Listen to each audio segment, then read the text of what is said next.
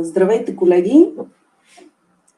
Ще започна аз като модератор на тази сесия. Ще представя първо на български и след това на английски, заради гостите лектори от чужбина. Накратко сесията, която предстои да чуем. Това е втора сесия от деветото издание на Международната конференция Културно-историческо наследство, опазване, представяне, дигитализация, като тя е озаглавена Културно-историческо наследство и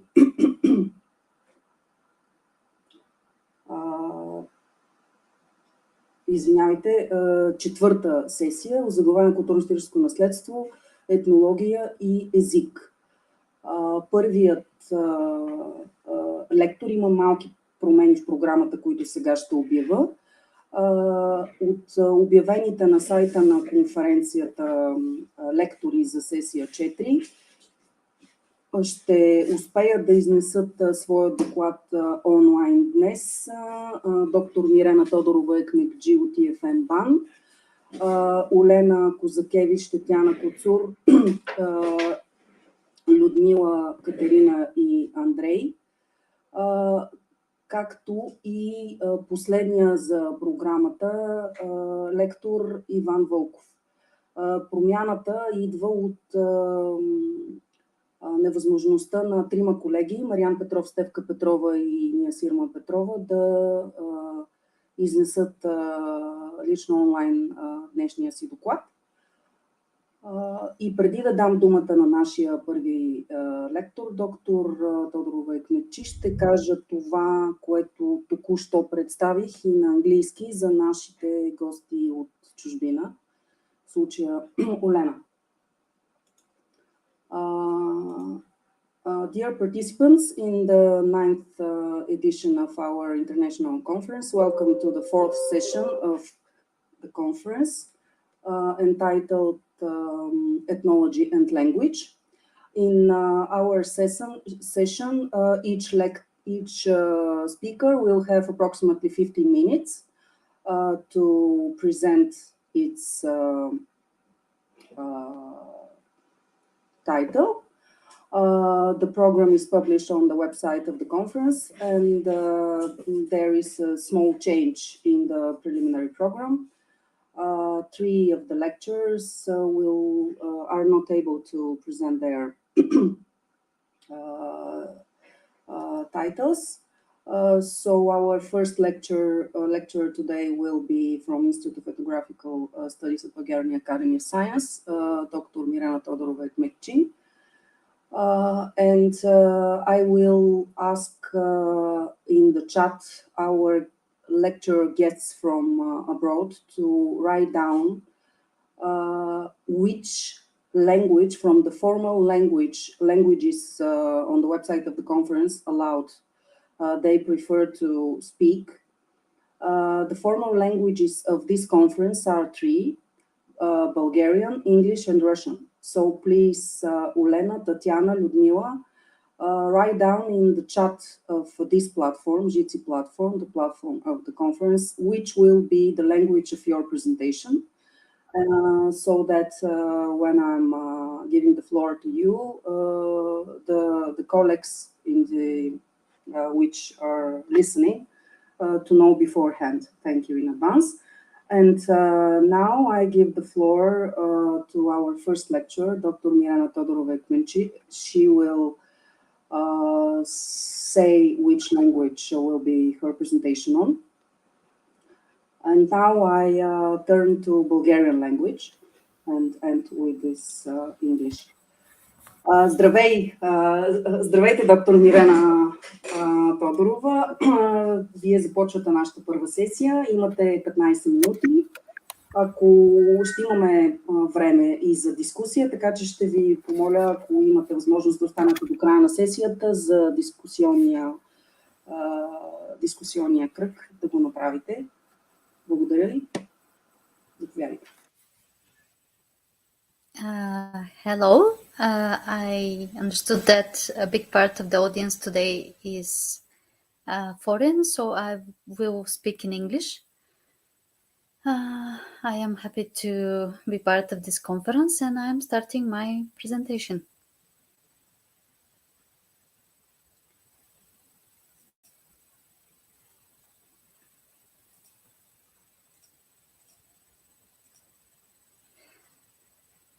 Are you seeing, hearing?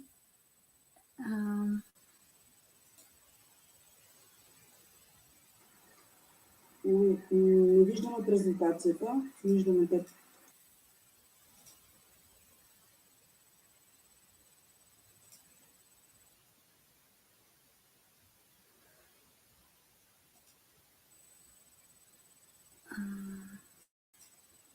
Сега? Are you seeing now? I shared the screen. Are you seeing the presentation? Yes, we'll see. Are you seeing it changing, the slides? Yes. Perfect. Thank you. So this was the technical confirmation. And to explain about myself, I am Assistant Professor Mirena Todorova-Ekmekchi, and what is important to know about me is that I am into digitalization, and I'm doing research into digitalization and socializing of cultural heritage, and especially I am focused on intangible cultural heritage in the Institute of Ethnology and Folklore Studies in Ethnographic Museum at the Bulgarian Academy of Science. My background is participating in many digital projects, and during the time we have determined, me and colleagues, that especially intangible cultural heritage, but all heritage, requires more efforts to be digitalized and shown to the world in a easy and proper way, in order to be preserved, to not be lost. This is also aim of the European Union and UNESCO. A bit about the context of facilitating cultural heritage preservation in the new digital era. That's important for my topic, which I will talk today, crowdsourcing digitally. About the generation gap and globalization, we all know that a big part of the communities and people in many countries are becoming more having more city life and less rural life, and there is a gap between the generations, which is creating issues and endangering the passing of traditions and rituals and practices between the generations, and that is very important for preserving the cultural heritage.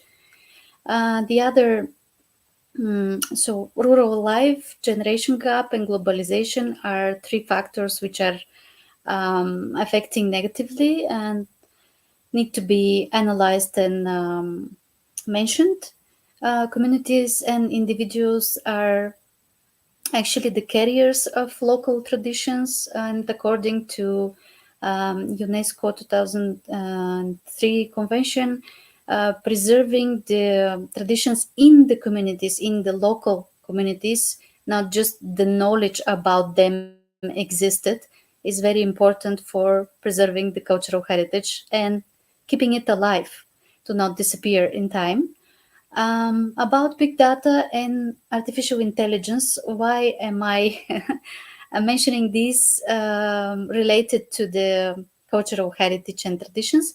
Because they enable us to actually collect, analyze, categorize, and present much bigger quantities, and in a better way, in more interesting way, in more perceptible and easy to find and research way, the cultural heritage objects and elements. In the past, the only option was researcher to go from village to village to talk person to person, but then to record in a manual way, after categorize with big books, and the whole process of collecting and archiving and analyzing cultural heritage was very, very time consuming. But now, thanks to the new technology, these processes can be made easier. We can also use digital media and social networks for crowdsourcing. It will make faster, easier the collection of data. And also we can pick through those networks people who are interested in the matter to help in processing and presenting this cultural heritage. Galleries, libraries, archives, and museums, or with the abbreviation GLAMS, are recording and protecting heritage, but practices for making cultural heritage traditions are also needed for it to continue. It shouldn't be only recorded and presented, it should be also continued, and involving the local communities through social media or live events is also very important for them to be engaged, for the traditions to be known and practiced. In Bulgaria, there are a lot of practices in the local community centers called читалище. They are very unique for Bulgaria. I will mention a bit further about them. And actually, naturally, in time, in the past, crowdsourcing or gathering things from the crowd, from the people, knowledge or objects from the people was happening naturally in those crowd communities. So crowdsourcing is just the digital term of facilitating that with digital media. In the world, this has been practiced in many countries and museums. In Bulgaria, it has been practiced, but not exactly categorized this way. So this is my research problem to show and use and build a methodology for crowdsourcing to be used for preserving, collecting, archiving, and presenting of cultural heritage better than the ways used so far. It can be devised different systems. It can be used different softwares or platforms to make the process easier. Collecting data from the crowd and the people online is making the things much faster. If you just make a post, let's say I need information about old sewing practices or old cooking practices, and in a matter of a week you can receive like hundreds and 200s of examples from different people, which otherwise you might not be able to find, and certainly not that fast. Of course, the digital medias are more used by young people, but all those young people have relatives, grandmas, and mothers which are happy to share their knowledge. So practice has shown with the examples which I will show further that it actually worked. The younger generation is facilitating, and data also comes from the older generation, even if they don't use online media so much through the youngsters. So categorizing data and following guidelines is, of course, necessary. And for the categorization and archiving process, it's very important to use international standards and experts who are with experience in that matter. Of course, it's different examples from the world can show us different methods of selecting and training and guidelining those people, or as a whole, the process of crowdsourcing. So about my scientific research in progress, I have gathered some data so far, some resources, but my research on the topic is still going on. My aim is to collect at least 100 answers on a questionnaire, and also examples of cultural traditions in Bulgaria via online crowdsourcing method. Of course, I would like to involve more people and experts in the process and use scientific approach and model. And I would be happy if the results and benefits can be used also by other colleagues to use the crowdsourcing method and facilitate their work. Who can benefit from these crowdsourcing campaigns and methods?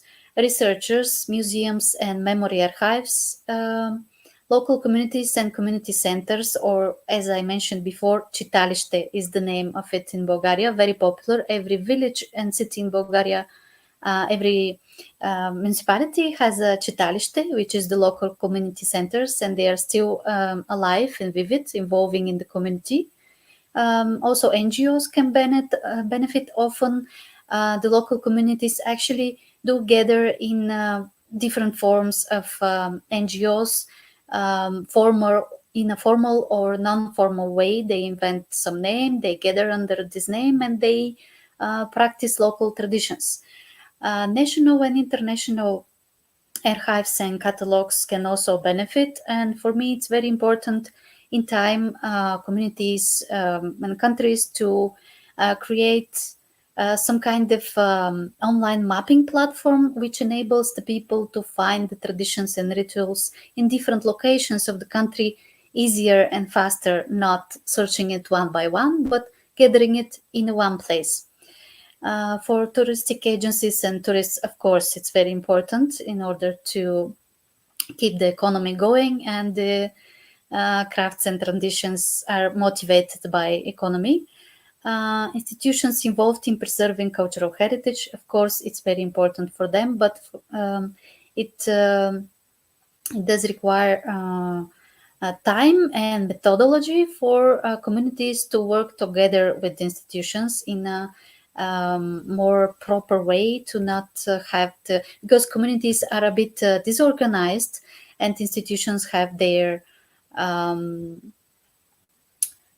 ways of work, and the communities should understand the process better and the ethnological principles in order to collect the data properly.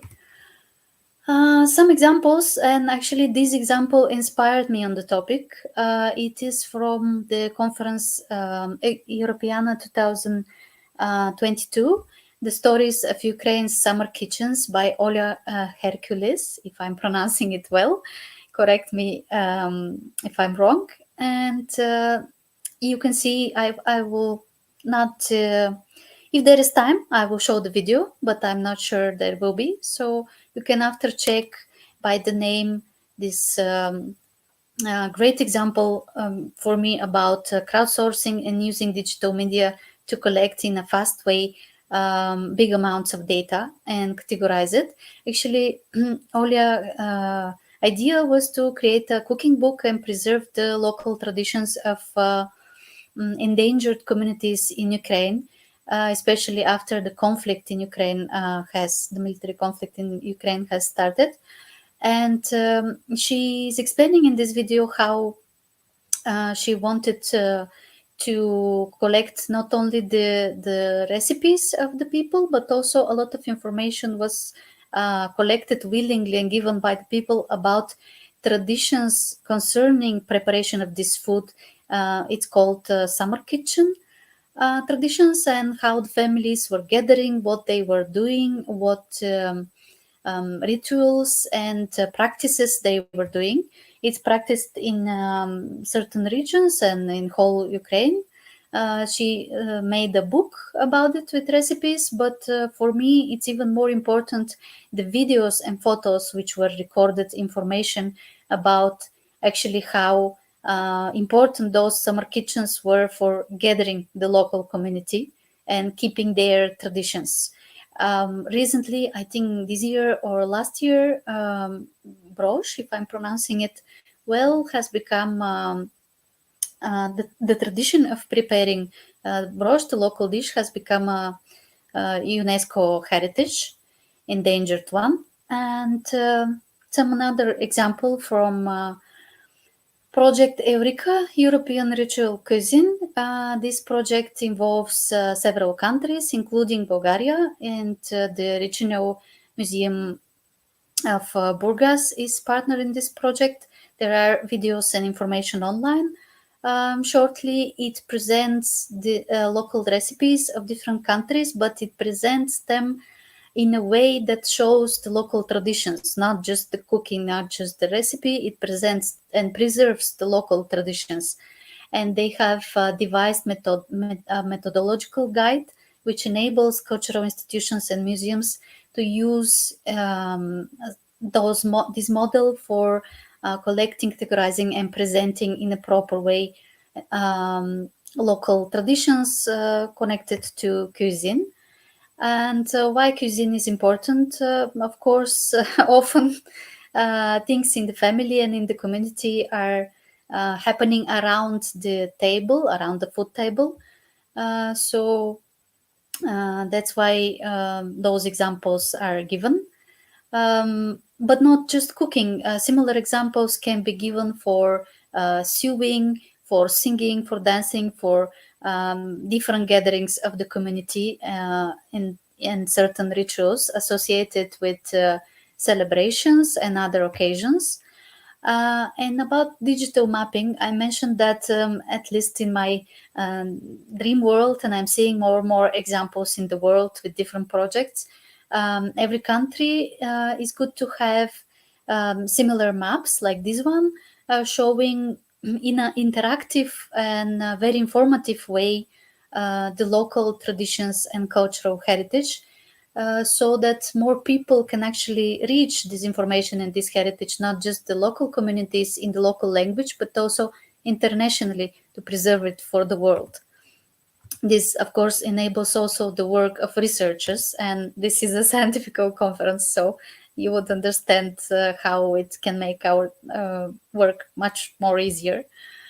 There are, of course, maps and platforms which are more touristically orientated, but there are also some which are huge archives of well-organized scientific data. So it would be good if such digital maps are not just community, not just easy to use for the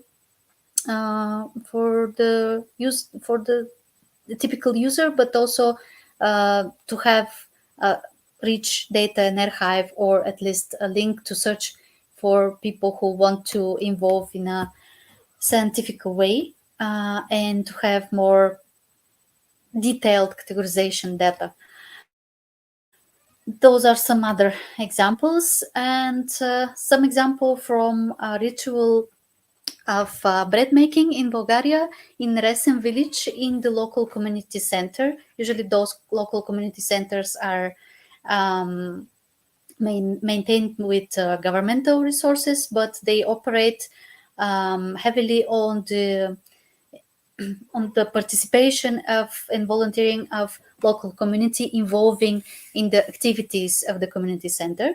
So in this example, the local community has gathered and made and presented the rituals connected to the local bread making.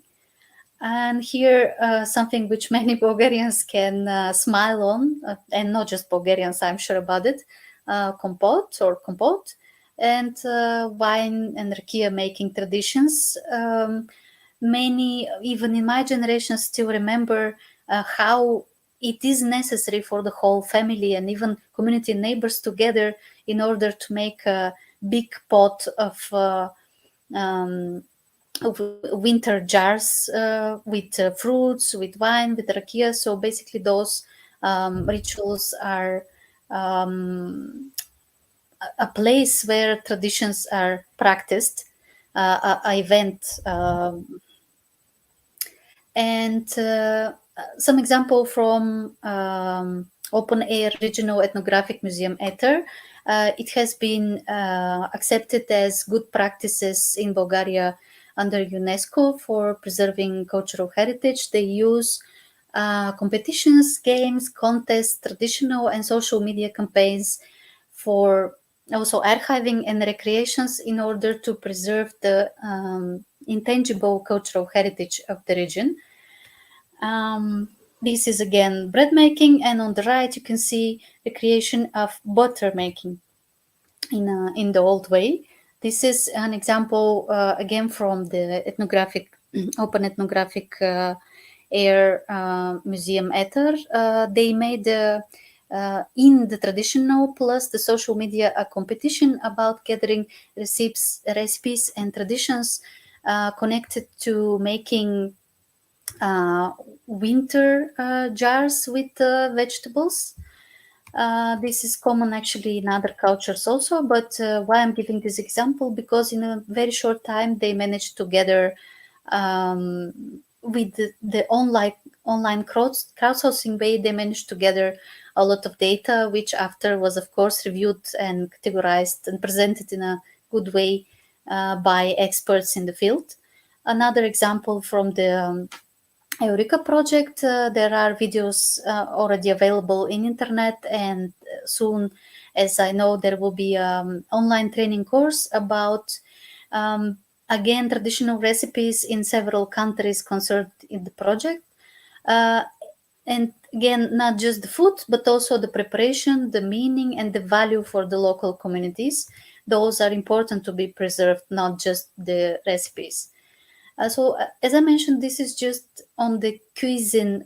This is just a cuisine related examples, but if a person have more time, and if we have more time, there can be given similar examples about sewing and singing and other traditions and rituals and element of intangible cultural heritage.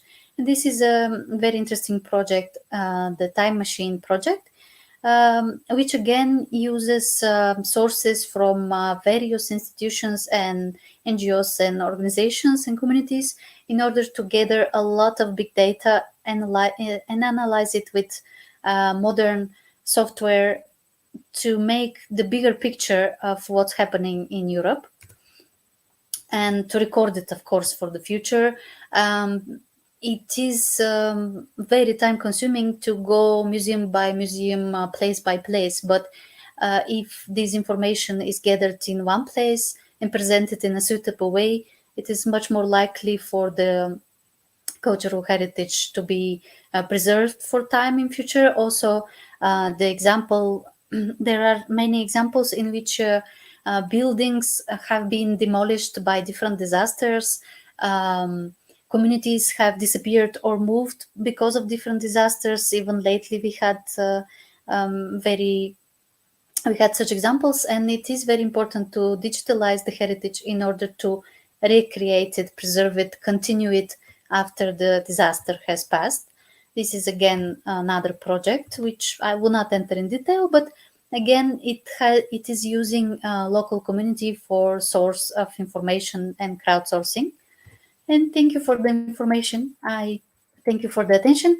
I do hope that my presentation has been has given some ideas on to the people present for how they can use the crowdsourcing in their own work to improve it, or people who they know. Thank you. Thank you very much, Dr. Todorova. If there are questions to our first speaker, I have just written in the chat. Please write them down in the chat of this Jitsi platform. And at the end of this fourth session of the conference, we will have a discussion panel where your questions will get the answer from the speaker. Now we continue further with our second speaker, Ulena Kuzikevich, whose title is Collection of Glass Negatives and Photographs in the Severin. Hello, Ulena. Hello. We can hear you. Hello, I am here. Thank you very much for invitation.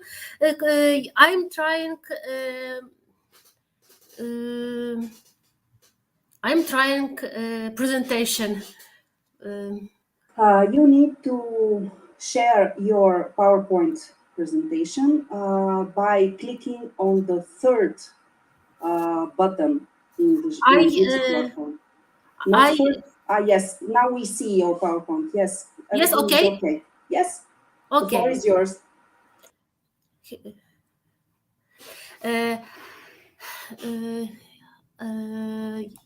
Okay. One moment. Okay. Since 2018, the Ethnographic Museum in Krakow has been running a 3-year project called Digitalization and Online Accessibility of the Historic Collection of glass plate, negative, and photographs from the second half of the, I'm so sorry. Oh. The second half of the 19th century and early 20th century, present in the collection of the Severin Odziela Ethnographic Museum in Krakow, to provide access to a unique collection of one of the oldest ethnographic photographs in the form of an online gallery. More than 2,000 photographs of exceptional historical and artistic value were selected, depicting the society and cultural heritage of southern Poland. The collection we wish to make available does more than just capture the reality of that time. Inhabitants of villages and towns in their everyday and regional attire, buildings, everyday objects, and landscapes. It also provides examples of original takes on that reality. Using the technical innovations of their time, new models of cameras, photographers exposed the image of glass plates of various sizes, covered with a collodion or gelatin silver solution, which reproduced the photographed image in the negative. Afterwards, in a dark room, using an entire array of equipment and chemical reagents, they copied the inverted, already positive image onto special photographic paper. The few copies of a single shot produced in this way went to customers, collectors, enthusiasts. Olena, excuse me, we see only the first title slide of your presentation. It's not moving. Dlaczego? One moment, please. Another second. Now you stopped the sharing. We don't see presentation now. Again, click on the third button from the left. Share screen is the name of the button. And then with the arrow keys from your keyboard, you could move through the presentation from slide to slide.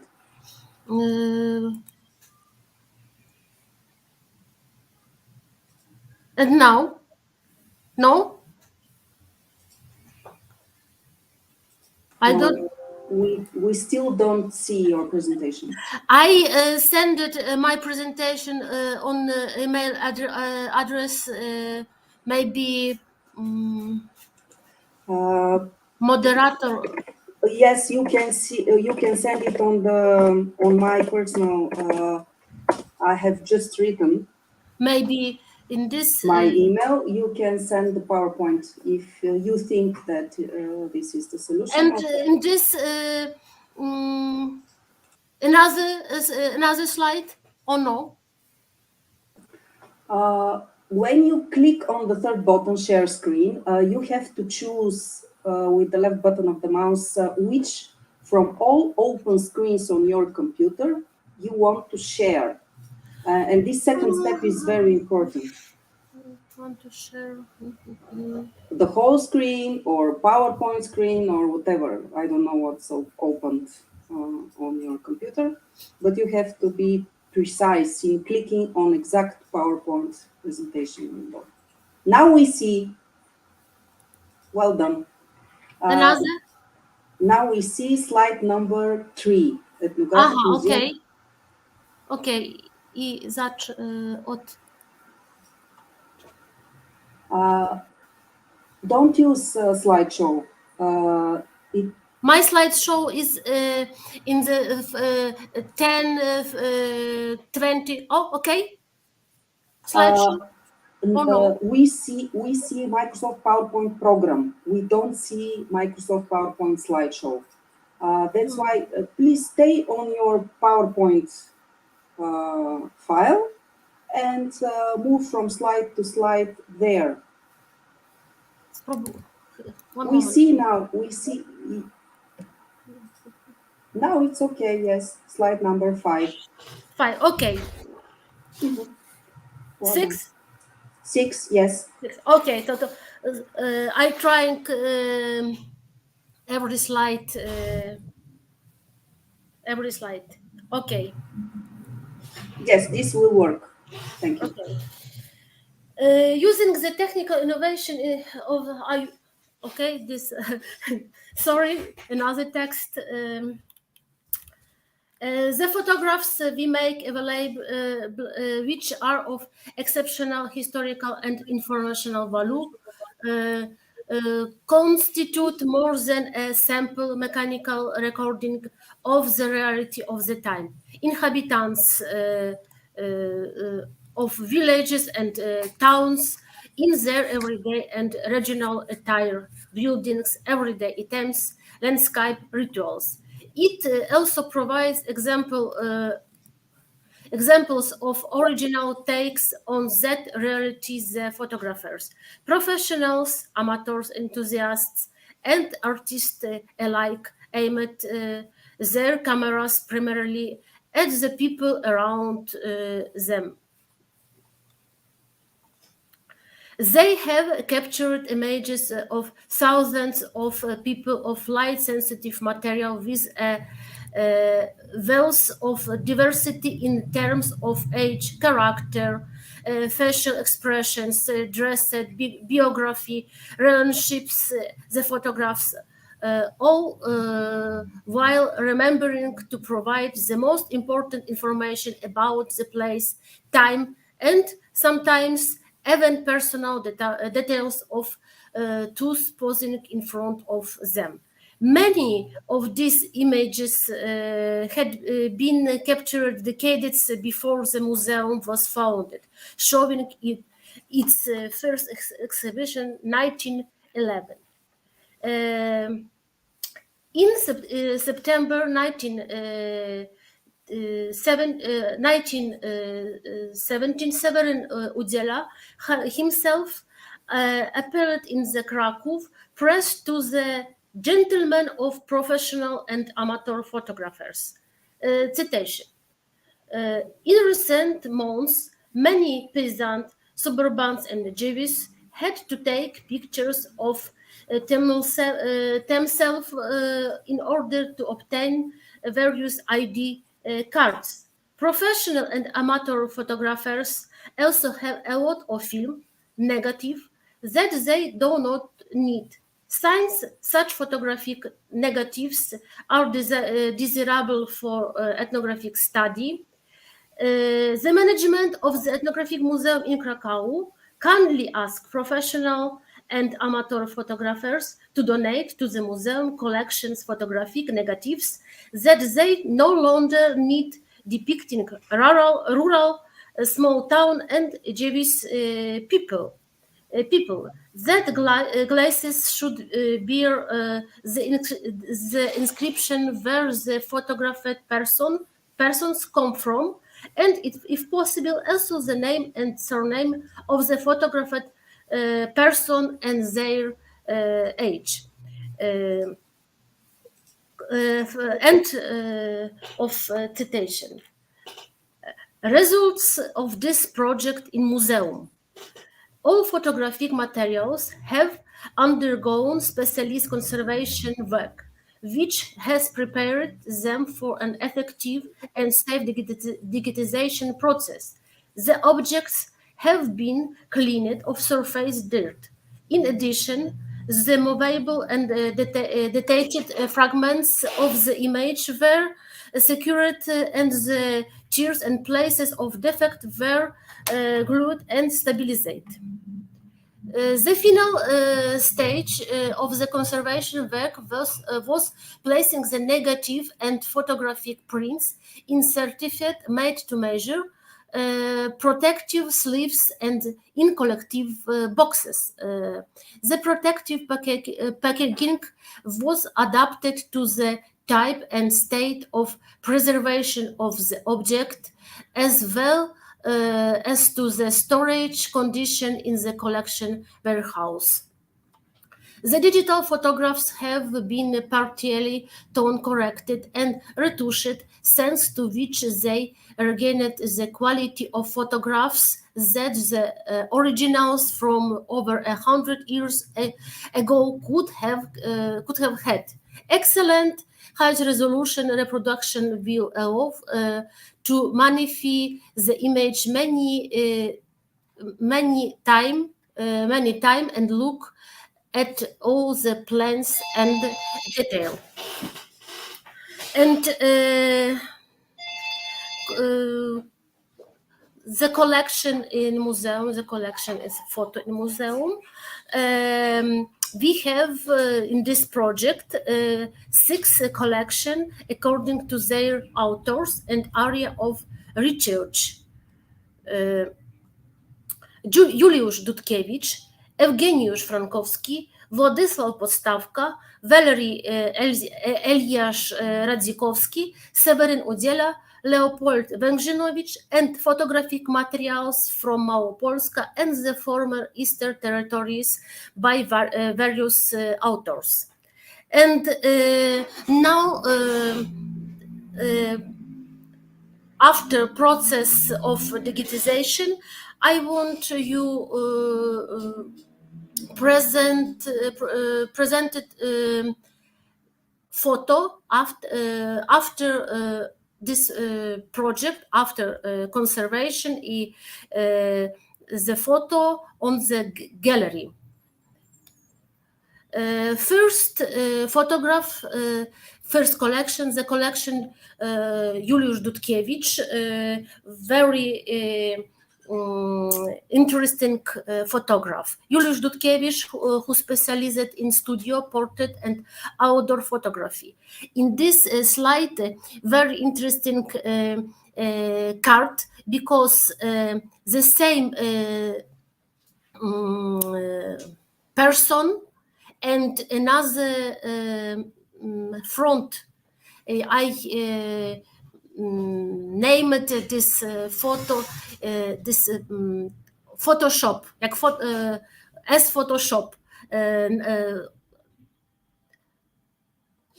This same photographer, different photo, different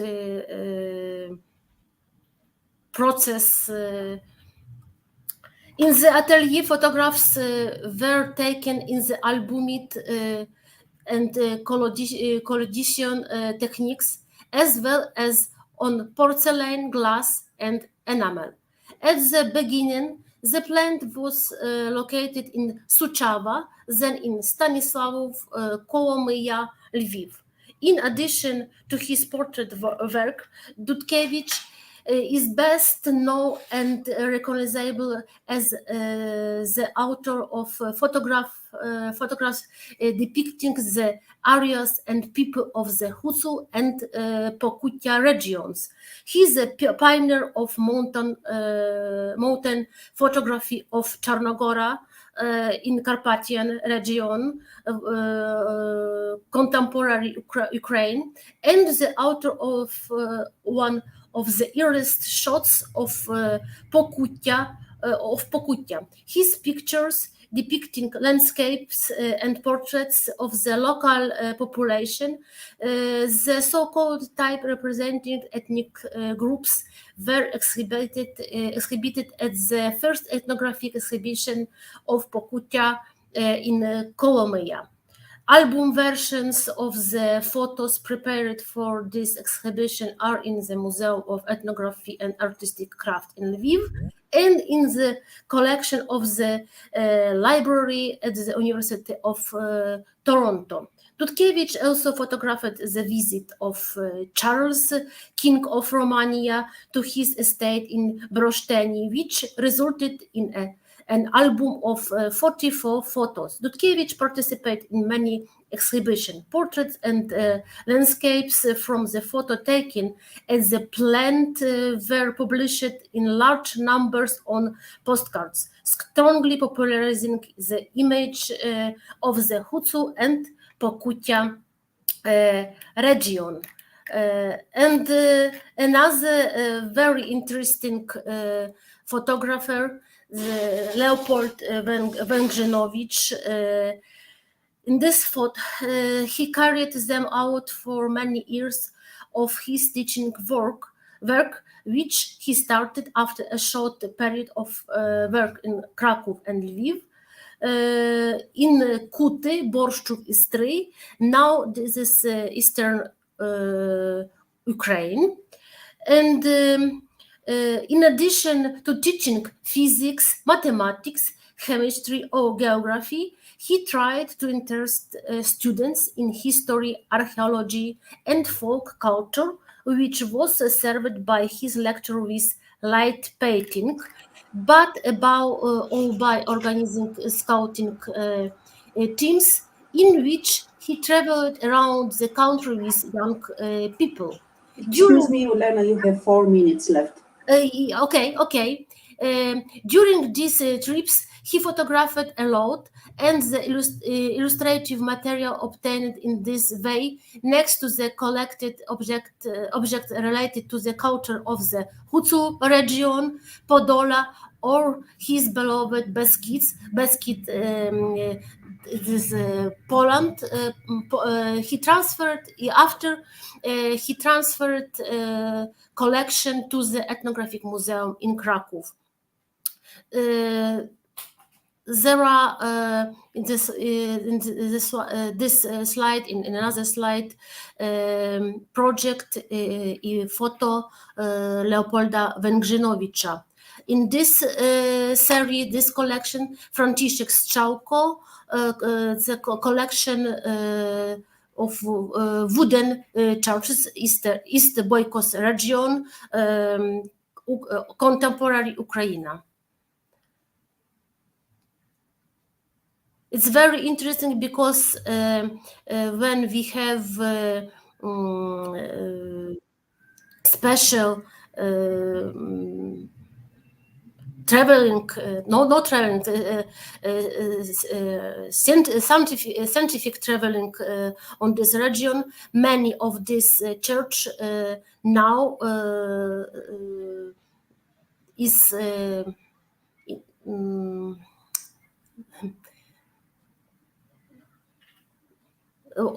we can see this church now. And many authors of many photographs, unknown photograph. In this photo, this is years 1920, 1930 years, and photo. In this photo, contemporary photo, blues. Shirts, the same in color in this photo.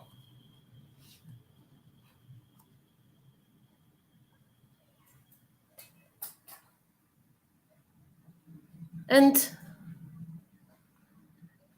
this project digitization in museum in Kraków is very interesting because this is very interesting photo with ritual landscapes, the different region, not only Ukraine and Polish, the different region, and Białoruś, Polesie, Lithuania, and this collection you can see on the online gallery in museum, Ethnographic Museum in Kraków. Thank you very, very much for attention. Thank you, Olena, for your interesting presentation. Could you please put on the chat the URL address of where this online collection of photographs could be seen, so that we can enjoy by ourselves later on during the discussion. So I'm just reminding that after we have 5 lectures today, and after the 5th presentation, we will have short discussion panel. So if there are questions to Mirena and to Lena, please write down in English in the chat. And now I give the floor to our 3rd presenter in today's session, Ethnology and Language, Ludmila Malenko. Are you there? Or Katerina, or Malishina, or Andrei Benedej?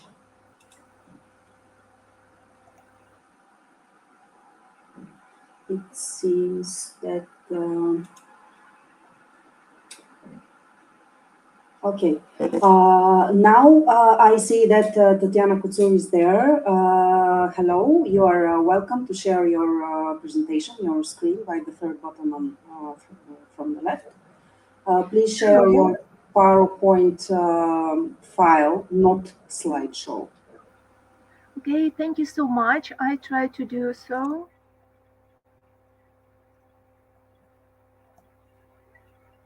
Ulena, you must stop sharing the screen so that Tatiana can continue with her presentation. Now, thank you. Now, Tatiana, you can share your. We see the first slide, the title slide, presentation for building embroidery. Yes. Could you see my presentation? Yes, the first slide, and you can check. I don't put on turn on the slideshow because it may be the problem with it. Yes. Yes. So we Yes. don't use slideshow. This just from one slide to the other. Program. Use the keyboard. Okay. Okay. Okay. The floor is yours. Thank you. Thank you for having me here. I also would like to thank all Bulgarian people for support my country and believe in our victory.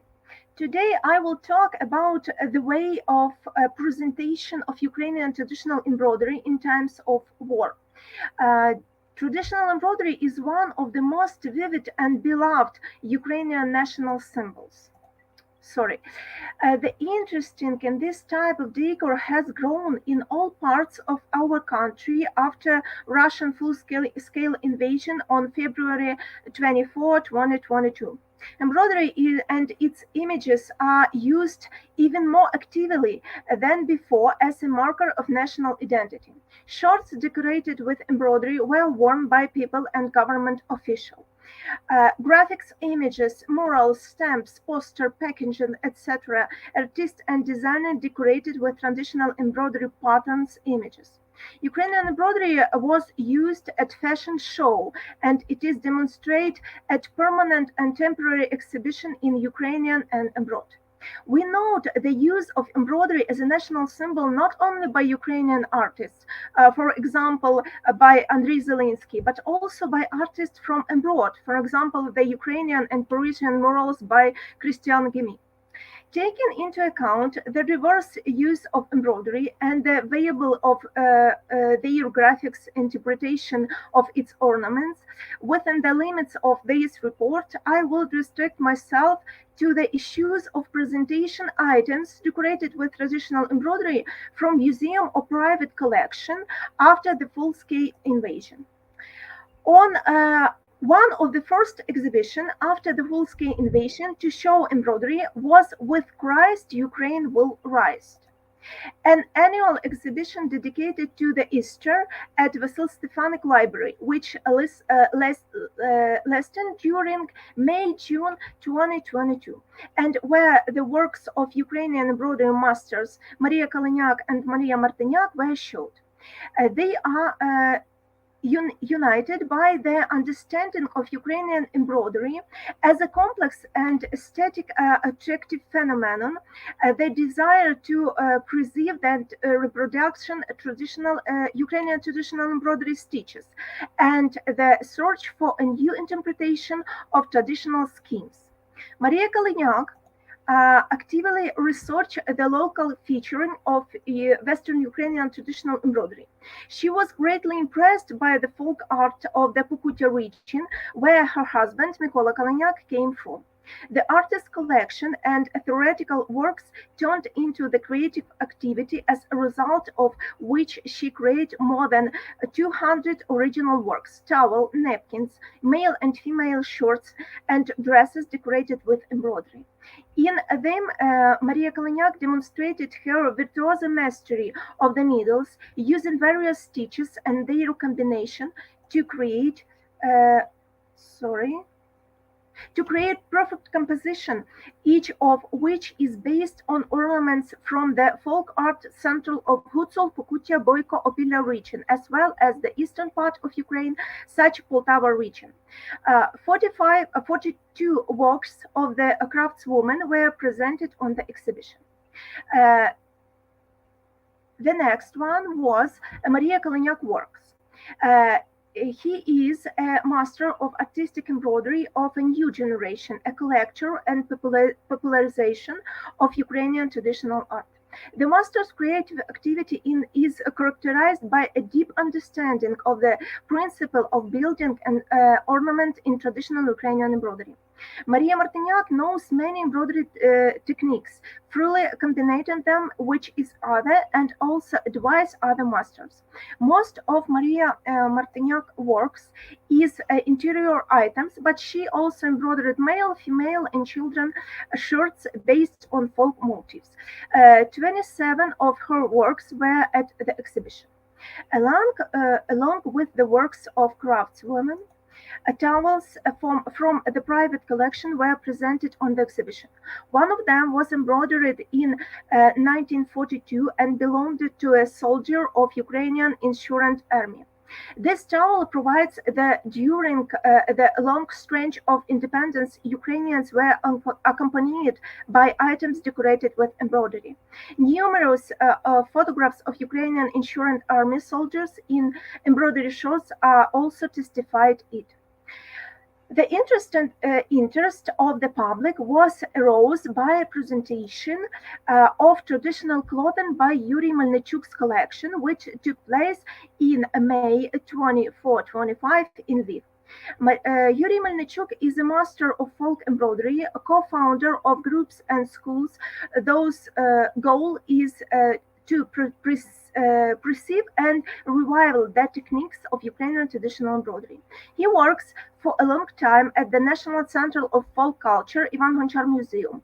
Yuri Melnichuk's apartments had been damaged by Russian missiles, so he and his huge collection, which he devoted more than 30 years, had to move to Lviv. At the presentation, the collector demonstrated clothing and interior products decorated with embroidery. The most numerous were shirts from various ethnographic regions of Ukraine: Polisia, Middle Dnieper, Western and Eastern Podillia, Pokutya, Hutsul region, Opilya, Transcarpathia, etc. Yuri Melnichuk also held a series of open lectures where he talked about the origin of objects, his collection, the features of traditional stitches used in their decoration, and the spread of ornamental schemes of traditional embroidery. Despite the extremely difficult situation in Kyiv, in the first half of 2022, the Ivan Gonchar Museum also of Ukraine traditional folk clothing appeared on the museum's website. It presents upper and lower clothing, headdress, and jewelry, as well as large number of embroidered shirts from various historical and ethnographic regions of Ukraine. The exhibition is also completed by the old photographs of Ukrainians in traditional clothing. Along with collections that have been formed for a long time, In 2022 were presented and formed relatively recently. That collection was showed at the exhibition Zalozet's Land Embroidery in Veliko town in June 2022. Its gathering was created out by the local authority of Zalosty village, Tarnovo region, which began collecting embroidered items from the villages included in the authority in 2019. Shorts, aprons, and towels were presented at the exhibition, most of which were created in 20th and 30s of 20th century during the national rise in Western Ukraine. Along with the items, the exhibition organized showed photos of the people who owned these items. In the context of national identity presentation in times of war, the photo exhibition State Symbols in Embroidery, which took place in Chernivtsi in December 2022, is especially interesting. The exhibition organized under the leadership of Lesa Voronyuk worked with items decorated with embroidery in the 2040 of the 20th century, in the decor of which, along with traditional ornaments, Ukrainian symbols were used. More often, there were blue-yellow combination, uncharacteristic of Ukrainian traditional embroidery. The Ukrainian trident coat of arms, often placed in rhombuses traditional for embroidery. Sometimes the coat of arms of the Western Ukrainian People Republic is also found in the embroidery towels.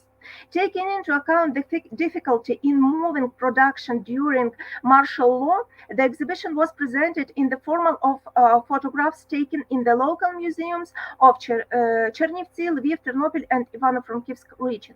It should be noted that despite the incredible oppression from the Russian occupation authorities in 14th and 15th of the 20th century in the territories of Western Ukraine, when people were arrested for clothing with national symbols, deported to the territory of the Russian Federation, to Gulag camps, or even killed on the spot, many symbols of embroidery with national symbols have been preserved to this day. Most often, it is used to decorate male and female shorts, aprons, and towels. So, during 2022, despite the extremely difficult situation in Ukraine after the full-scale Russian invasion, exhibition of Ukrainian traditional embroidery continued to take place. They have become popular and attract many visitors. So, why do we need embroidery in a wartime? And about all, I think it would start with the connection of generation with traditional embroidery has provided.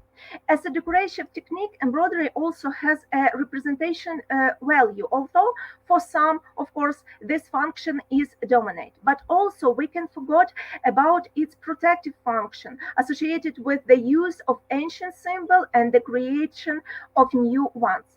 And I think embroidery also has a normalizing function for all of us, because clothing with embroidery gives us a sense of stability as something familiar, understandable, aesthetic, attractive. Thank you so much for your attention.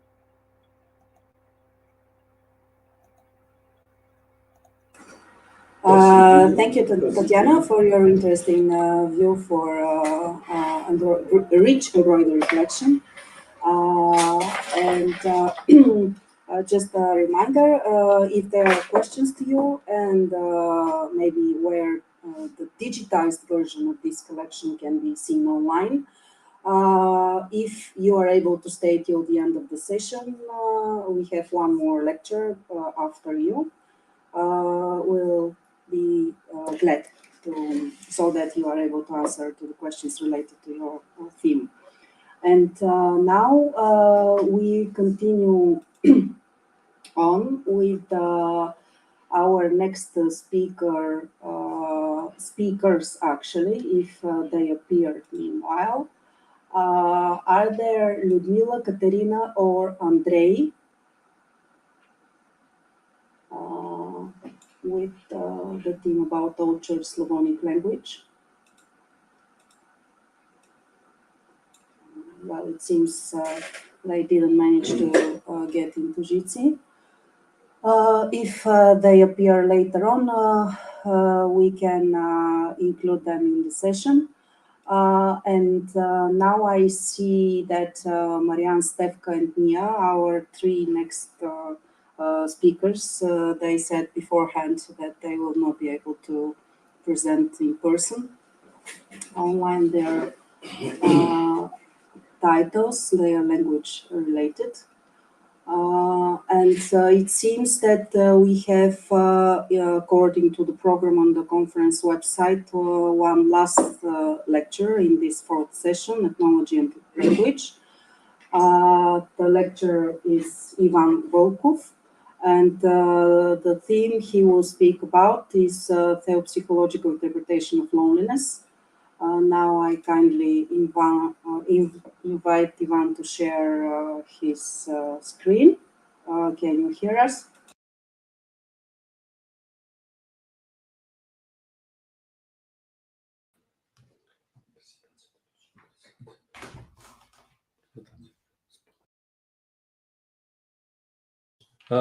Здравейте! Чувате ли ми добре? Да се надяваме. Сега един момент само да мога да организирам въпроса още с представянето на презентацията. Чуваме, да, чуваме добре.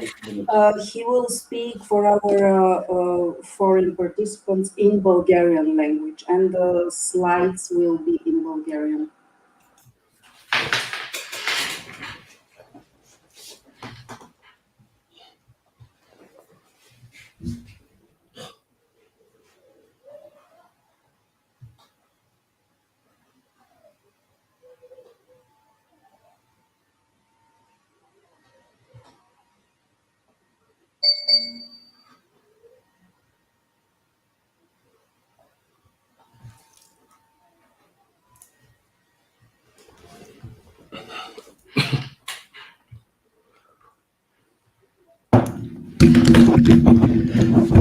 Здравейте още веднъж.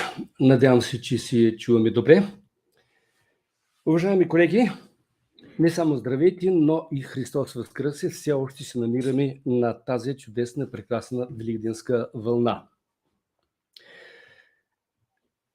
Следващите 15 минути ще ви занимавам с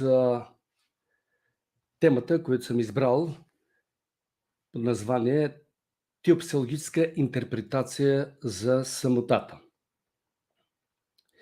Темата ще бъде разгледана в три основни точки, като определения, фактори, видови и области на самотата.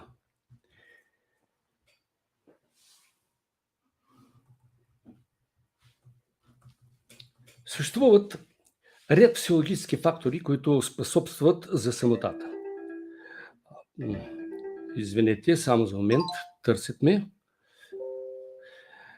Съществуват ред психологически фактори, които способстват за самотата. Например, това може да бъде ниска самооценка, слабите навици на общуване, страх от критика, особено ако... Извинявайте, тук колеги ме търсят. Особено страх, ако при тях вече има несполучлив опит за общуване с други хора.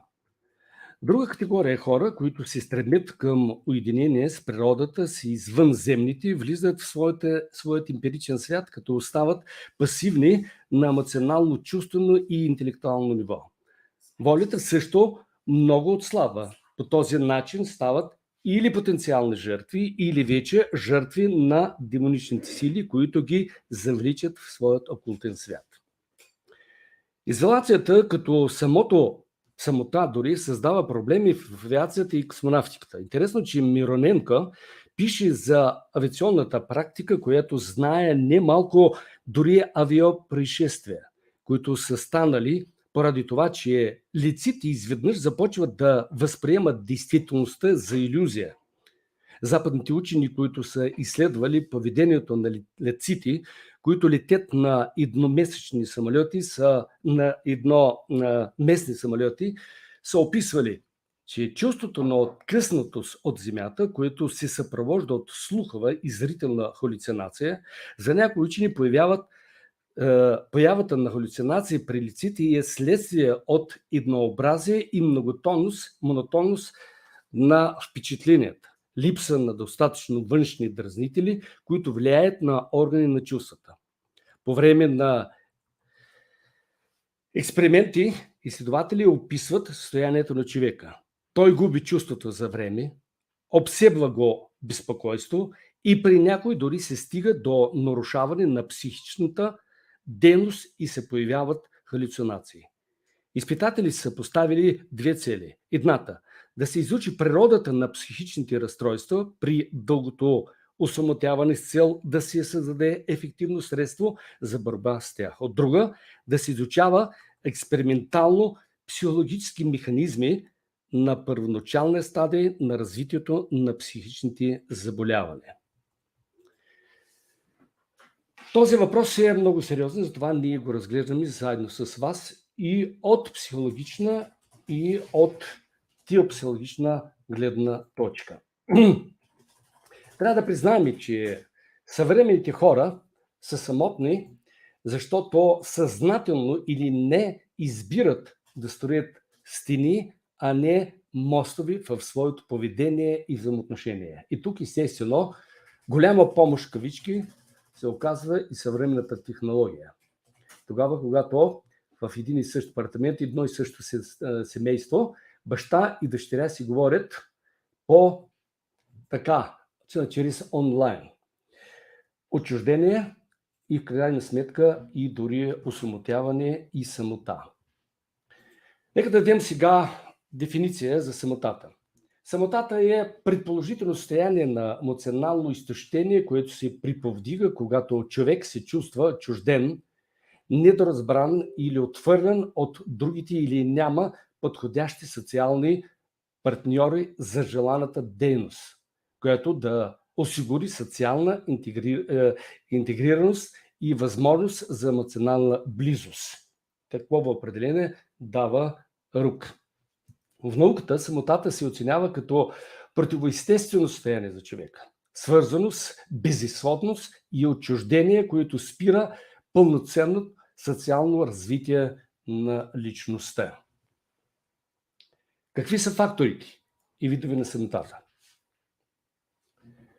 Ниска самооценка, слаби навици на общуване, страх от критика, отсъствие на близки, положителни емоционални връзки и то с хора или и със страх от загуба, те в крайна сметка да попаднат в някаква определена изолация. Има видове на самота. Това е уединение, което е позитивно, за което ние ще говорим накрая, и негативно. Самота като изолация, които в крайна сметка дори изпадат в остракизъм. Т.е. пълно отстраняване от обществото. Още фактори. Това самота е свързана с неразвата самооценка и неизяснени аз-концепции, за което вече в текста описваме подробно. Хора, които се стремят към уединение с природата, както вече ние говорихме, могат да изпаднат в много опасно състояние, включително дори до обладаност от демонични сили, което е една от темите и мои научни търсения и изследвания, и естествено и предлагане на решение на този много сериозен проблем. Има си степени или области на самота. Това е отношение към себе си, отношение към другия, отношение към Бога. Първата област, това е отношение към себе си. Самотният човек обикновено е неуверен, склонен към различни внушения, трудно възприема комплименти и поощрения и предполагат, че е абсолютно ненужен и невъзтребван. Той бързо променя настроението си, без дори да има видими причини на това. Синдром на изоставеност. Често пъти ние чуваме такива оплаквания. Никой не ме обича, никому съм ненужен.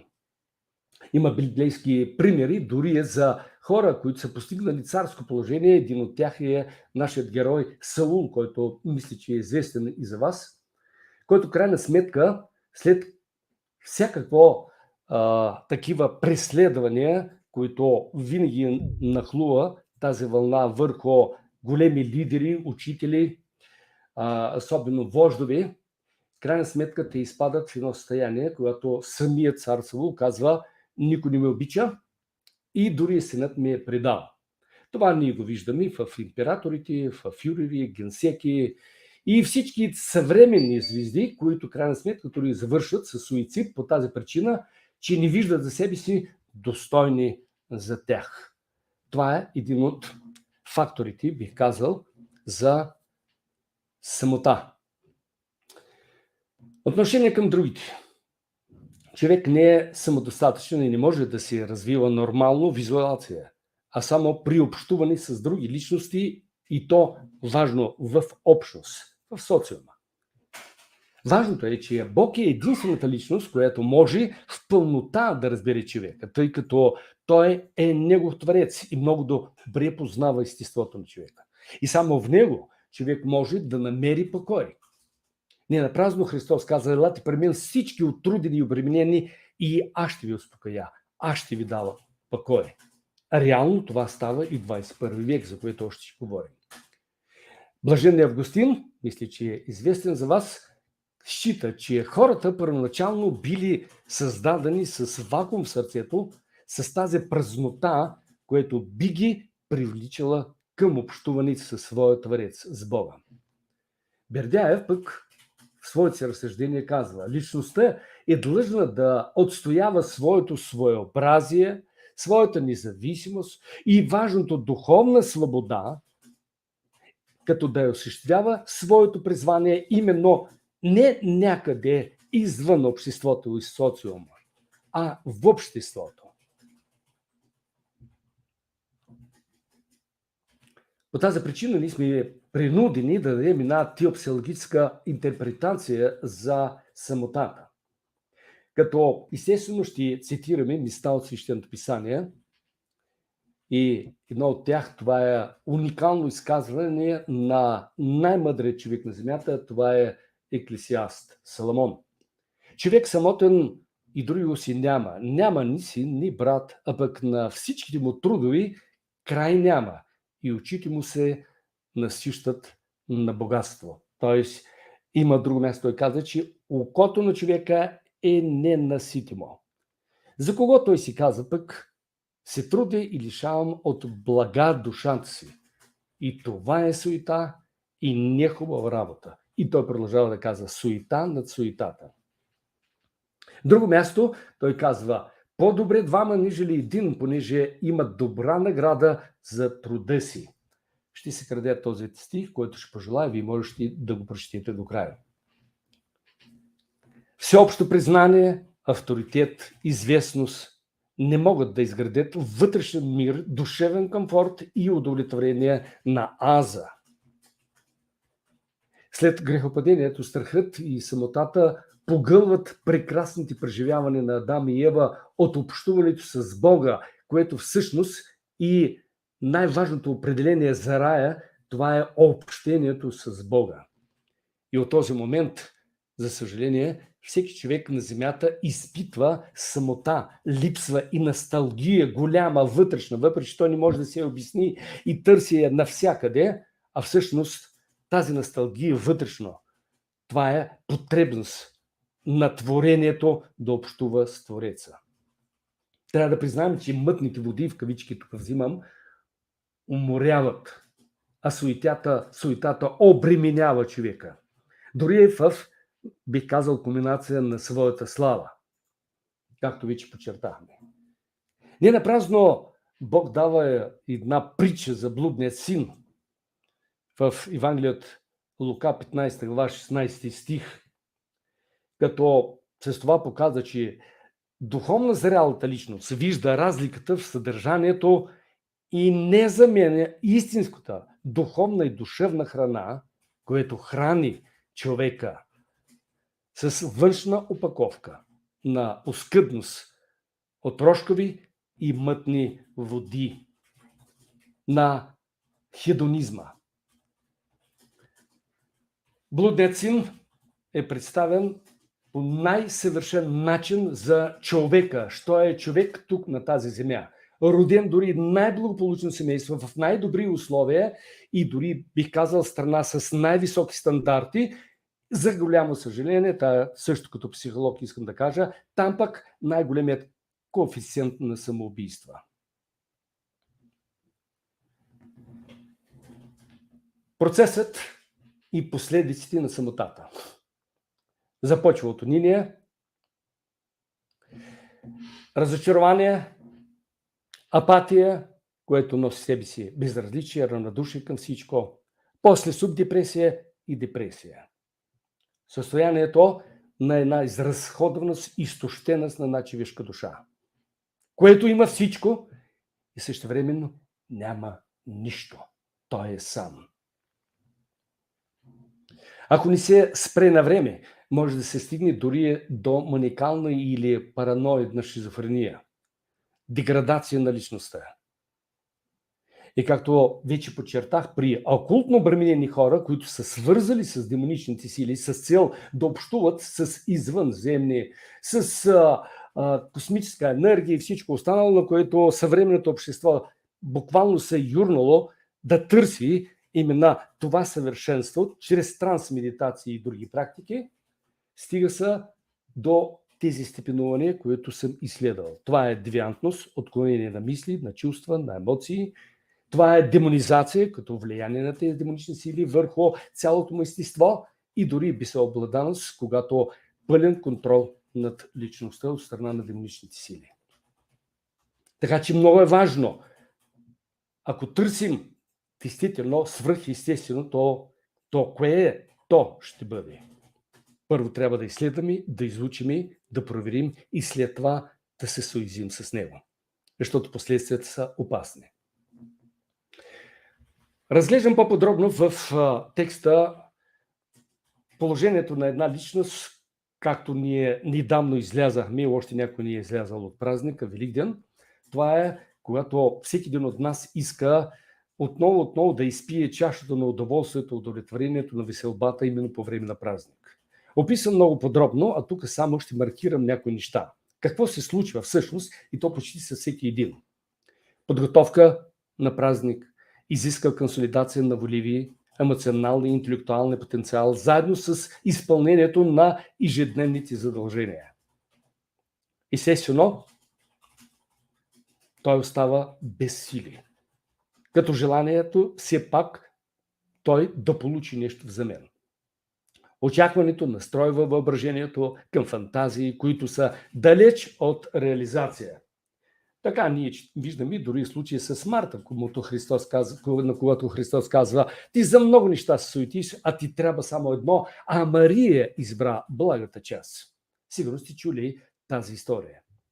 Приближавайки се до тържеството, човек обикновено, абсолютно съм наблюдавал, не е способен да потърси качествено удовлетворяващо общуване с другите.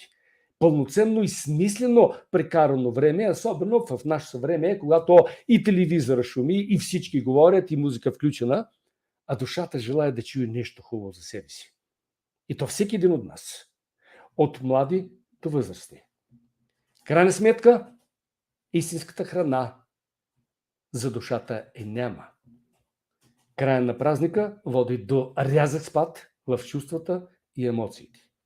Тази амплитуда на чувствата изтощава психическите сили и поражда усещане за пълна, тотална празнота.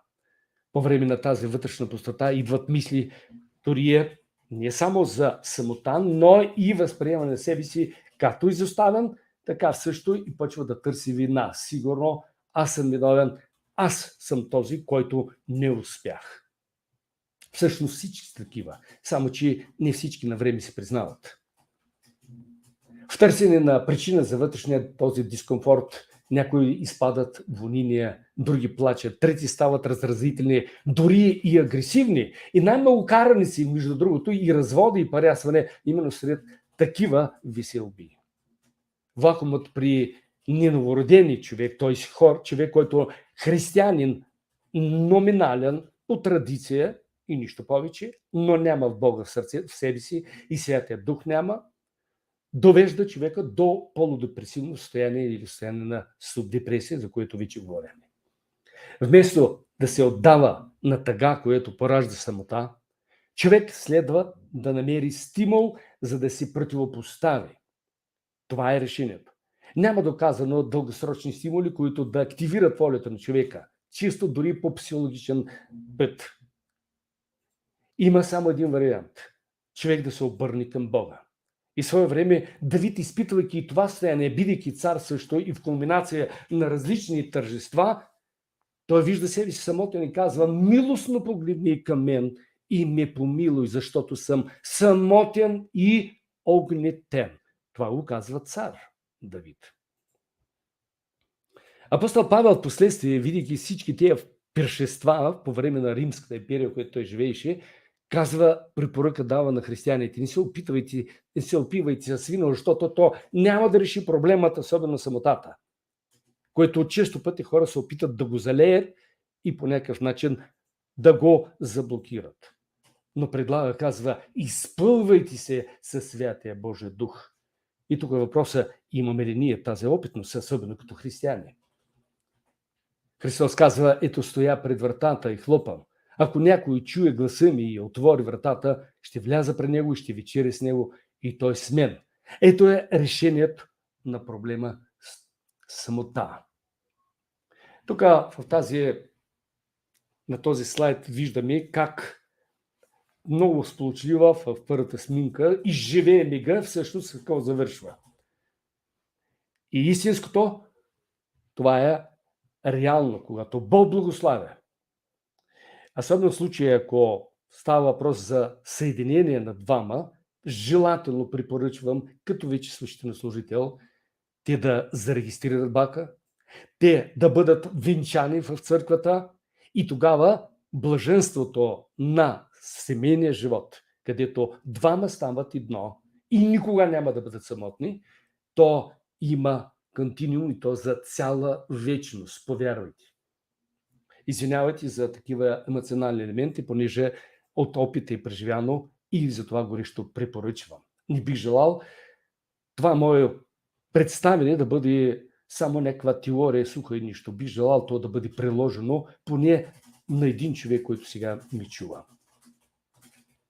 Решението на проблема духовна самота започва с приемането на Христос на личностно ниво, като личност. Не като идея, не като учение, не като зрителна или слухова халюцинация, защото има и такива, дори не като призрак.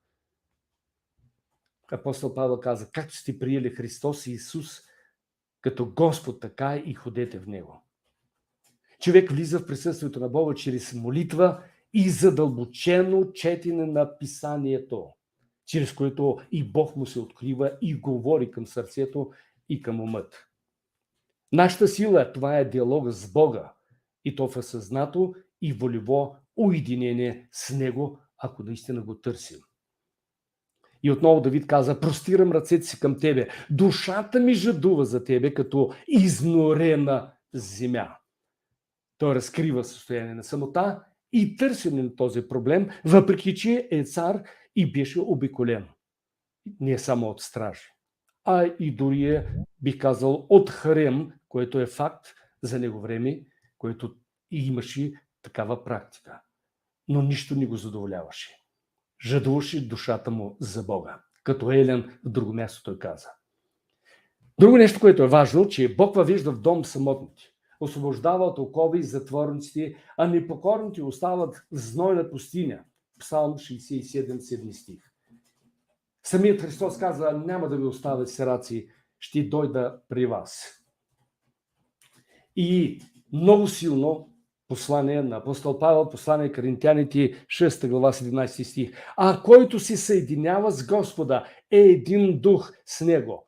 Самотата при такъв човек никога няма да намери място. Дори той да се окаже в изолация по принуда, както става с много християни днешния ден, хвърлени в затвори, също екстрадирани, обаче те никога не се оплакали за чувството или от чувство или състояние на самота. Обратно, там са раждали песни, стихотворения, прози и много други интересни неща под въздействие на действията на Святия Божия Дух.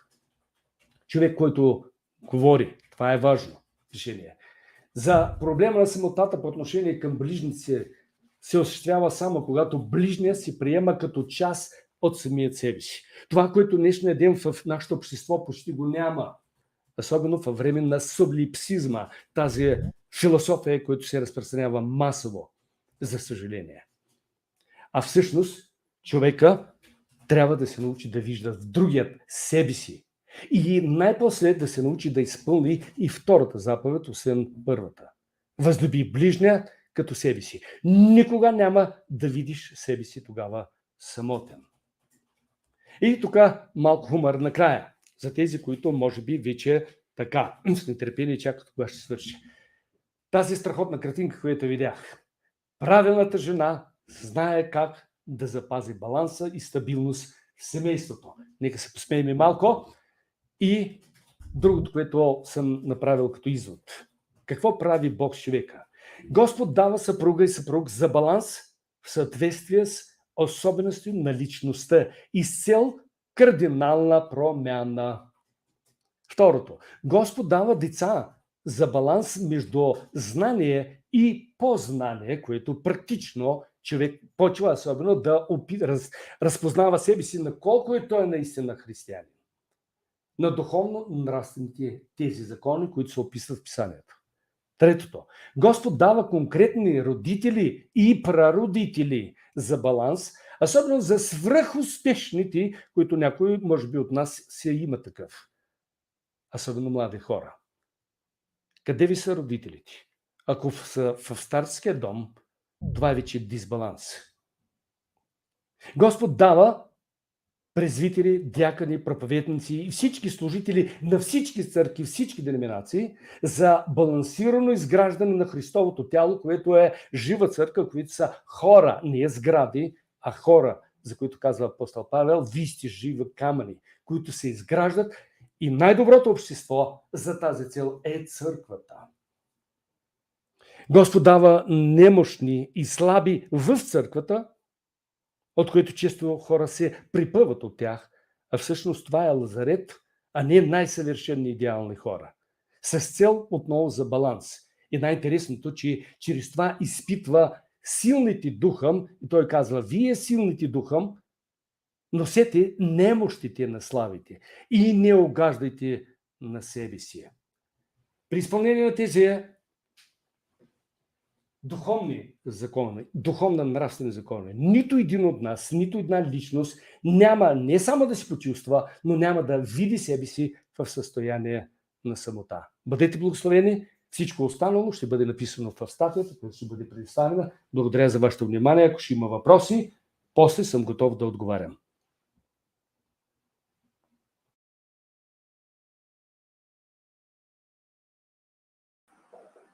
Благодарим на Иван Вълков за интересното представяне на проблема самота. С това нашата четвърта сесия от 9-то издание на конференцията Културно-туристическо наследство приключи. И както обещах в началото, модерирайки сесията, сега е време за дискусионен панел, който ще бъде около 30 минути с въпроси към всички представили се лектори. Те са, след малко ще го кажа и на английски за колегите от чужбина.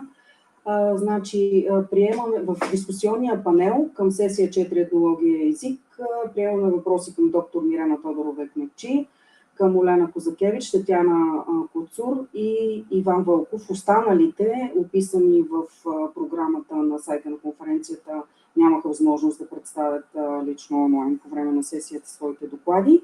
Затова сега към всички участници в онлайн излъчването, които имат възможност и достъп до чата, ще помоля да запишете на английски своите въпроси към четиримата лектори. вариант 1 или вариант 2, ако предпочитате да ги кажете лично, просто може да включите от иконката на микрофона своя микрофон и да ги зададете лично, след като сега кажа същото на английски за колегите от чужбина. And now for our foreign participants to resume our fourth session of the ninth conference has just ended with the fifth lecture. In the next 30 minutes, we have discussion panel where all participants online who have questions are invited to write them down in the chat window in English. Or this is version 1 or version 2, if you prefer not to write down, but to speak out your questions directly to the lecturers. You can turn on your microphone and please do it. And just a reminder, who are our lecturers? From the conference website, session 4, Dr. Mirena Todorova-Ekmekji from Ethnographical Institute at Bulgaria Academy of Science, Olena Kuzakevich, Tatiana Kutsur, and Ivan Volkov. So now the floor is yours, participants who have questions to the lecturers. And in this discussion panel, I will have a co-moderator, helper, Dr. Mirena. She will be in two roles as a speaker. If there are questions towards her, she will be ready to answer. And as a co-moderator. Thank you, Mirena. You can turn on your microphone if you speak. Sorry. Hello from me again. And I'm happy that we gathered and the listeners are still here and that we have time for discussion, because often in discussion and interesting ideas are appearing.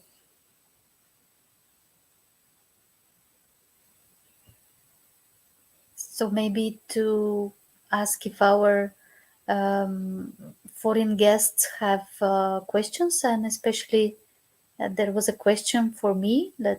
I can start with there if nobody else has. Was it enough, my answer in the chat? If you want, I can read it.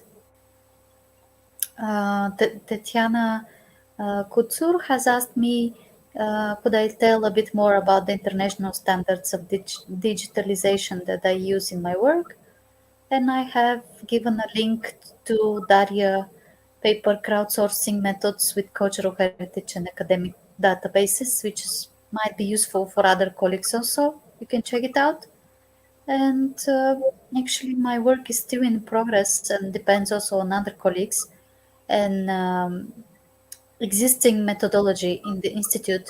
But I believe that we can all adjust our current methods to the international one. If not immediately, then slowly, and use the crowdsourcing resources. Anybody to comment? Thank you so much for your answer. I understand that this question have many different parts, so I try to know a little bit more in the site you sent me. Thank you. Thank you.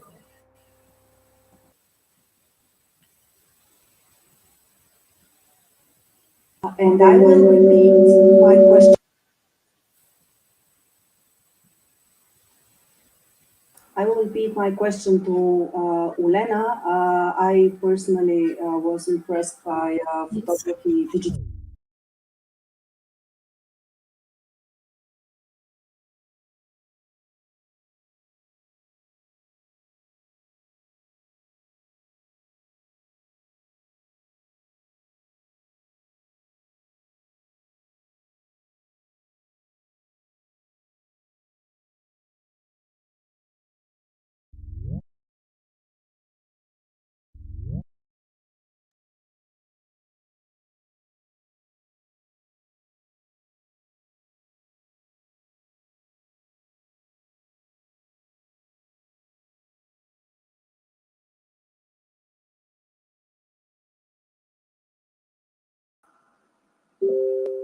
Нещо прекъсна, колеги. Да, явно хората ще трябва отново да влязат в линка, който имат и няма как да им го повторим.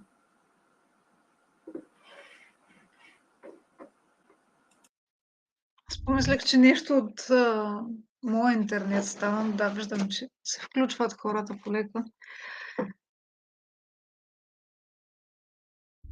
Да, виждам, че се включват хората полека.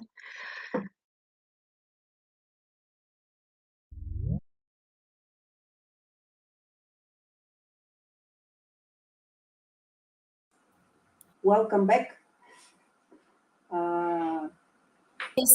Yes. We had some technical difficulties. Sorry about that. To repeat my question before the internet crashed. My question was to Olena. Can you hear me? Yes. I personally am involved in project about the digitization of movable cultural heritage and graphic design. So especially photographs and negatives you showed, I would like to see online. So would you please put on the chat window the web address of Krakow Museum where these pictures can be seen? About this project,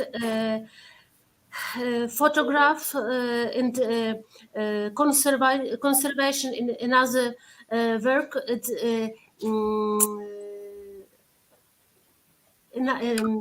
I'm working in the museum only first year, and I participation as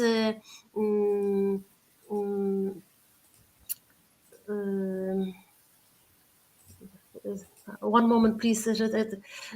This process of digitalization, I don't know because I have participation as transcription this photo.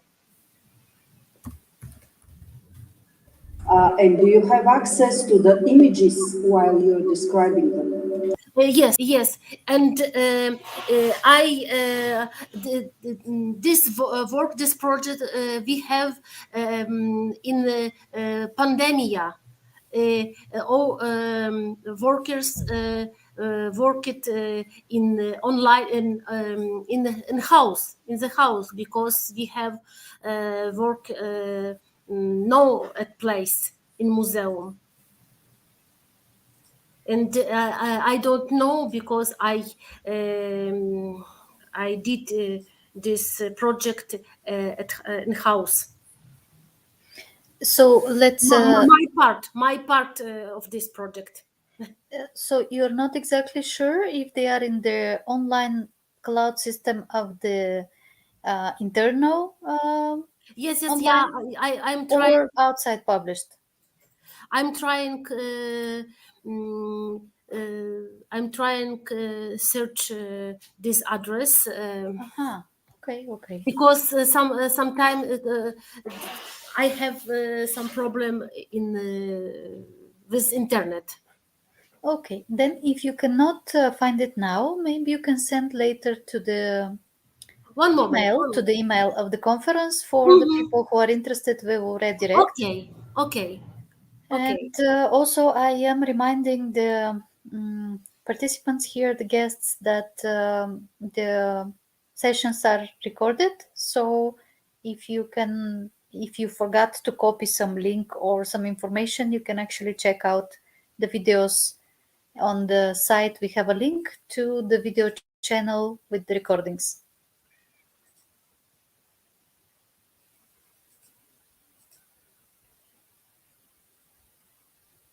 Are you hearing? Yes. Okay. Yes. So is there another question maybe to the other speakers? To not neglect anybody. to give opportunity for all to speak and be asked.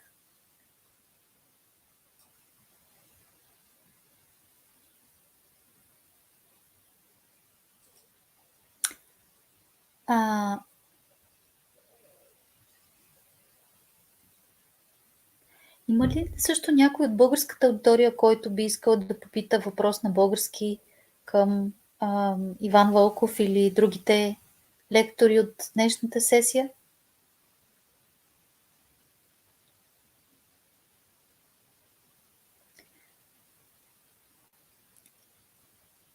I have asked in Bulgarian if somebody has a question also, but so far seems nobody. Well, in any case, I am happy that we are with some of the guests and presenters. We are another year seeing each other with different interesting presentations and ethnological methods for digitalization are developing. New examples are appearing, new methods, which I am very happy to see. Thank you for invitation. Thank you too. Is there somebody who has maybe got an idea to do something new or to share with colleagues from this conference so far? I don't know, actually, have you been to yesterday's sessions? But in any case, again, if you have missed something, you can see it in the video recordings. Yesterday's sessions were focused on graphic design, artificial intelligence, and creative works of people. Are there some dangers in this new invasion of artificial intelligence or not? There was one of the sessions were discussing topics around this and typography, including, and the other was about cultural heritage and religion.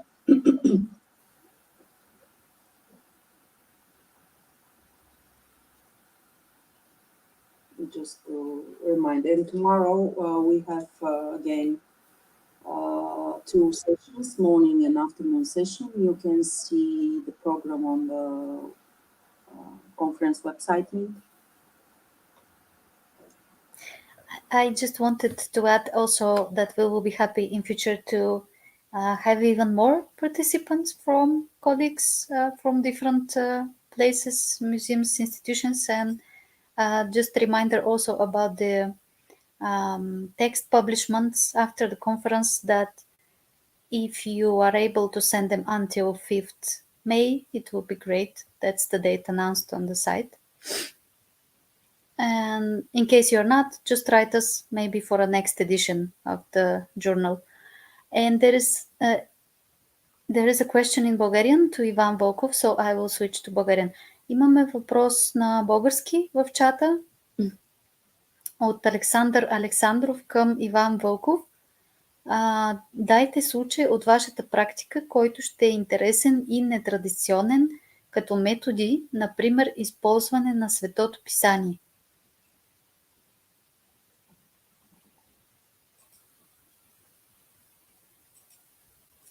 Иван Вълков, дали ни чува? Може ли да повторите въпроса? Да, повтарям. Защото просто не успя да го чуя. Малко бях готов, че имам въпрос. Съжалявам.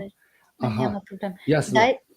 Дайте случай от вашата практика, който ще е интересен и нетрадиционен, като методи, например, използване на Свято писание. Да, това не е лесно, защото това не е един случай от лична моя практика, като християнин от млади години, от 17 години, който всъщност тогава лично се зароди, може би, и темата за самотата, защото живеейки в прекрасно семейство, дори много детно семейство, бих казал, бяхме 4 деца при прекрасни родители, задоволени от всичко. приятели и всичко необходимо, обаче почна да усещам именно тази самота. Дори е в многодетно семейство и в текста аз също подчертавам, че дори в многодетно семейство, дори в така една общност, която да бъде многобройна и сред колеги, човек в един момент може да види себе си самотен. Не само защото не е потърсен, не защото някой го е отстранил, той е изпаднал в остракизъм, т.е. в изолация, но по тази причина, че тази носталгия вътрешна за търсене не е просто нещо по-възвишено, но нещо истинско, нещо родно, нещо свръхестествено, тази носталгия почва да работи доста мощно. И лично в моя живот, още 17 години, тя заработи така, че аз започна тогава да търся смисъл на живота. Зададе си въпрос откъде съм произлязал, защо живея и къде отивам. И по принцип има ли Бог или не. И то през 70-те години, извинявайте, когато атеизма беше в разцвет. Именно в него време Бог проговори по този начин, за да започна да го търся. Включително минах си всички тези етапи от субдепресия, дори депресия, дори до мисли, суицидни мисли. При положение, че има всичко, а за другите аз бях като този клоун в цирка, който всички развеселява, а него няма кой да го развесели. Аз се оказах такъв човек на кампания, екстраверт, който спокойно общува с всички, дори им създава прекрасна атмосфера, обаче както по време на кампания, така и извън тях аз виждах себе си самотен. Именно това ме тласна да търся Бога и благодаря, че след немалко време, 3 години и половина на страшни битки и то вътрешно-личностни конфликти, в изучаване, включително и на словото, което в началото нормално и всеки един го подлага на сериозно съмнение, най-после Бог ми се откри, ми се яви в момент, когато аз извиках към него, подобно като Давид. И му казах, ако те има, моля се, откри ми се. Ако ти има, моля те, съедини се с мен. Ако ти има, моля те, сродни се с мен, искам да ми бъдеш мой баща. И това се случи. И този момент, именно когато аз го преживях чрез искрено покаяние, когато аз го помолях той да влезе в моето сърце, чрез Святия Дух аз усетях това свръхестествено преживяване, което и го назовавам новораждане. Именно тогава, в този момент, аз вече от него момент никога не съм изпитвал състояние на самота. Така че това е един от бих казал, ключовите примери, и случаи, които бих могъл така да го споделя. Надявам се, че ви отговорях на въпроса.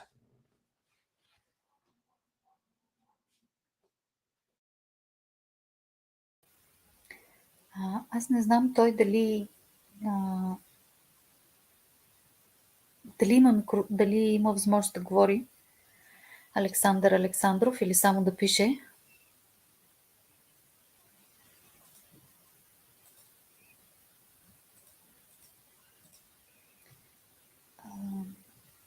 Ако понякога микрофоните не работят, ако не работи, може просто да ни напишете дали. Да, чудесно.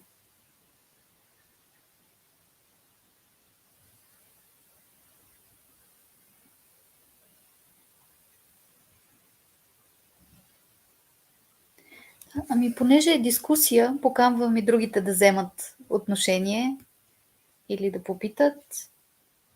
Александър Александров отговори в чата, че отговорът го удовлетворява. Беше, много интересен и личен пример.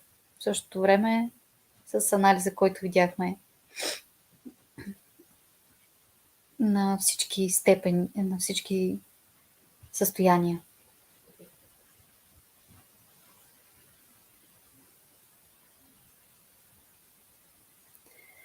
Добре, колеги, ако няма други въпроси, предлагам да приключим днешната сесия по-рано, предвид отсъстващите лектори, и да продължим с конференцията утре на 21 април, когато модератор ще бъда аз и колегата Тодор Тодоров. Кинообразование е 5-та сесия от 10 часа. И от 1 часа е представяне и културно-историческо наследство. И последния ден имаме кръгла маса, ако имате възможност да се включите отново за дискусия на тема достъпност, представянето на културно-историческото наследство.